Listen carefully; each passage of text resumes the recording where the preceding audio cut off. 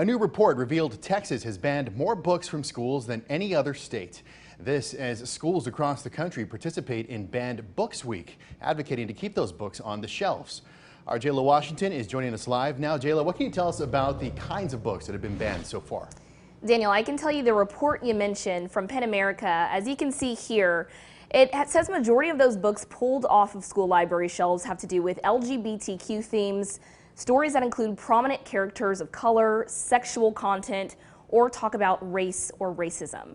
During this Book Bans Week, one AISD school is hoping to keep speaking up against these kinds of bans. These are a few of my magnets. Students at the Liberal Arts and Science Academy in Austin are making magnets during lunch. This one just says read banned book. Here in the library, You have to glue it on. they're sticking together, in a way, taking a stand on their right to read all books. Banned books, they don't get as much attention as they should. It's really important that everyone gets to read what they want and to have proper representation throughout.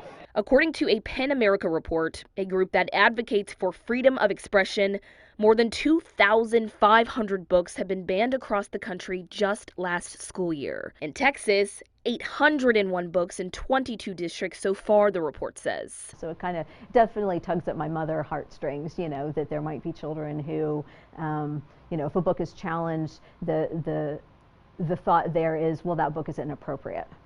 So therefore, is that student inappropriate? And they're not. Librarian Elizabeth Swiddick is leading the efforts on her campus to encourage book inclusivity. Ultimately, they're going to find a way to read what they would like to read.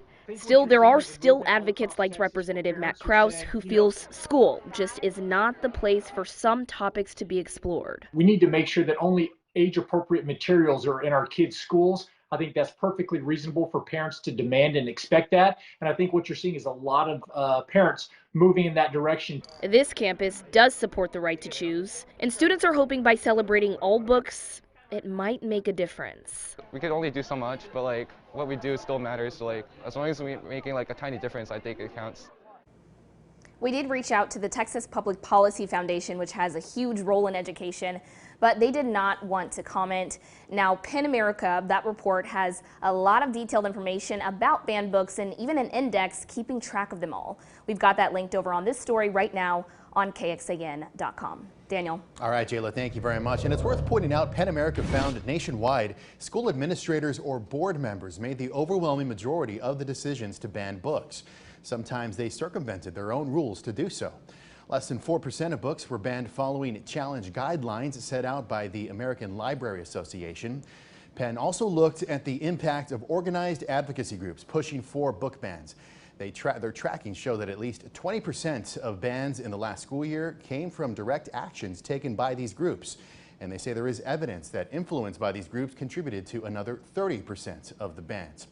Texas leads the way, as we said. After that, it's Florida, Pennsylvania, and Tennessee, all with book bans in the hundreds. After that, it's a large drop-off to the state with the fifth most. That would be Oklahoma at more than 40 new bans.